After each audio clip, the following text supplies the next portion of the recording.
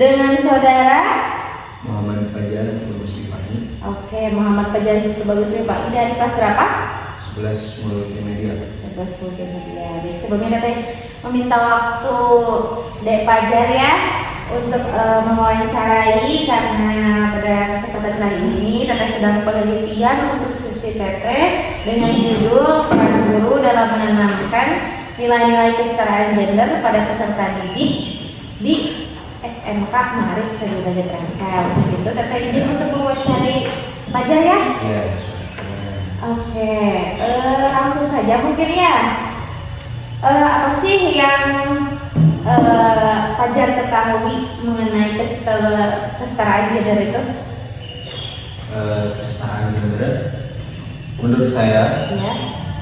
kesetaraan gender itu suatu kondisi laki-laki dan perempuan memiliki hak dan kewajiban dalam akses pembangunan sumber daya manusia. Bukan berarti laki-laki dan perempuan sama ya, Ya. pasti ada bedanya.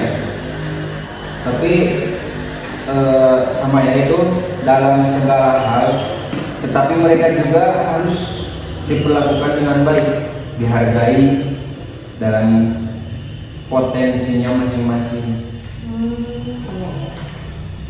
Oke, jadi menurut Fajar suatu kondisi laki-laki dan perempuan yang memiliki hak mungkin ya. Iya. Oke, untuk selanjutnya menurut kamu bagaimana kesetaraan gender di sekolah ini? Apakah sudah diterapkan atau belum? Ya sudah. Sudah diterapkan. Kenapa kira-kira? Contohnya ya. Ya. Contohnya seperti halnya di sekolah, Ya. kan kalau tidak diterapkan pasti laki-laki dan perempuan itu sama ya. Ya. Kan di sini dari dulu, emangnya dari dulu sudah dibedakan lah, tapi dibedakannya dengan dalam segi ya potensi dan kewajibannya perorangan tersebut. Jadi dibedakannya hanya dalam potensi saja. Ya, dalam misalkan kalau di sekolah ya pakaian gitu. Oh iya, siap. Tapi secara hak setiap peserta didiknya diberikan mungkin ya untuk perempuan ataupun laki-laki. Iya. Baik. Menurut Fajar, apakah semua peserta didik di sekolah ini memiliki kesempatan yang sama tanpa memandang jenis kelamin? Kayaknya sih ya memiliki sih. Sama. Oke. Kenapa Fajar memiliki semua peserta didik memiliki kesempatan yang sama? Ya misalkan kalau di sekolah ya, Ya. di bidang pekerjaan. Ya. Situ kan kalau dari sekolah khususnya dari jurusan multimedia Ya. itu lebih banyak disalurkan untuk bekerja. Ya. Kerja mau di bidang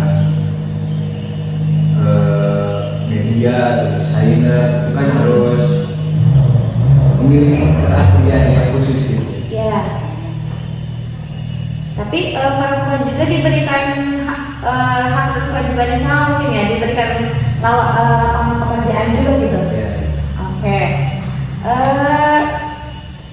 Untuk yang selanjutnya, apakah perlakuan guru terhadap peserta didik perempuan dan peserta didik laki-laki itu berbeda? Apakah masih ada jenis diskriminasi? Apakah ada jenis diskriminasi nggak di kelas? Perlakuan guru ke peserta didik laki-laki dan peserta didik perempuan itu beda nggak? Sama saja. Sama saja, tidak pernah dibedakan. Tidak pernah. Oke, berarti kalau dari perlakuan peserta didiknya sendiri dari laki-laki ke perempuan ataupun dari perempuan ke laki-laki suka ada yang mencemooh nggak? Kadang-kadang sih ada. Kadang ada. Ya. Contohnya seperti apa? Contohnya seperti kita ketika memberikan tugas kepada kita ya. Jadi kita apa namanya, memberikan atau mengandalkan perempuan untuk mengerjakan tugas. Jadi peserta didik laki-laki mengandalkan perempuan gitu. Ya, khususnya di kelas saya sih. Kenapa? Karena itu kayak salah faktor yang malas lah. Karena pelajaran itu semua kadang tidak ada saat ujian. Oh. Ya, jadi menurut saya pribadi itu tidak penting. Jadi udah biar perempuan aja yang nulis. Jadi kalau nanti guru menanyakan kepada murid, tinggal kasih aja yang udah. Jadi simpel. Oke, tapi lain kali nggak boleh gitu ya, harus dikerjain tugasnya sendiri, laki-laki juga bisa, oke? Oke. Tapi dari peserta didik perempuannya, ya keberatan nggak sih? Kayaknya sih keberatannya, iya keberatan. Tapi ya gimana lagi, udah. Berarti ini tugas kelas gitu ya? Ya, Tugas pelajaran. ya. Oke. Untuk selanjutnya, menurut Fajar, peran siswa perempuan dan laki-laki di organisasi ataupun olahraga ekstrakurikuler itu dibedakan apa sama? Sama sih. Sama. Ya. Ada di- Boleh ikut olahraga juga perempuan? Ya boleh. Tapi lihat dulu olahraganya di mana, kondisinya di mana. Tapi jika itu mendekati ke Madarat mah tidak ya. Oh, jadi harus gimana kondisinya juga gitu ya? Disesuaikan mungkin ya. Misal kalau kayak sepak bola, mungkin perempuan Enggak ikut, nggak melihat juga kondisi. perempuan juga mungkin dijaga 2 kali gitu. Kalau di sini suka ada SBMPTN nggak? Perempuan dikasih kesempatan juga nggak ikut SBMPTN sama guru, dibolehin nggak? Kalau udah kelas 12 biasanya ujian seleksi ke perguruan tinggi itu. Enggak sih, jarang. Ya. Ya, palingan cuma ada yang sosialisasi gitu doang. Oh, kalau kelas SBM 12. jarang diarahin. Ya, jarang. Kecuali kalau ada mahasiswa kesini gitu yang menawarkan Baru gitu baru ya. itu juga jarang. Ada beberapa tapi kebanyakan tidak. Oh, oke. Tapi menurut Fajar kesetaraan gender ini penting gak sih buat sekolah? Sangat tidak. Kemajuan sekolah kenapa? Karena kalau kita dibedakan kita pasti terpecah belah, kita bisa menjadi tidak menyatu.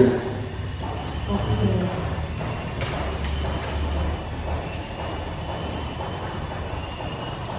Jadi tidak menyatu. Apa yang nggak menyatu nih?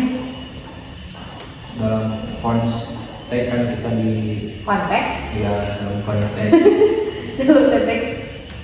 Konteks apa? Contoh. untuk apa ya?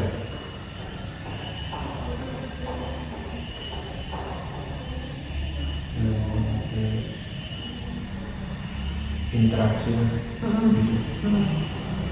Pasti kita terhalang. Oh gitu. Ada penghalang gitu. Ya. Oke. Tapi Fajar melihat ada perlakuan ini gak beda antara peserta didik laki-laki dan peserta didik perempuan dalam pembagian tugas dari guru, suka dibedain nggak tugasnya? Kalau tentu tidak Tidak. sama dalam suatu kelas itu pasti sama saja. Kecuali beda kelas pasti beda pembelajaran. Tapi kalau satu kelas mah Sama. tidak pernah dibedain gitu.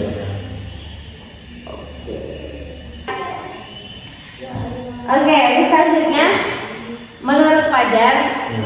bagaimana pendapat kamu kalau ada ketua OSIS perempuan? Ya, bagus. Kenapa? Karena apa?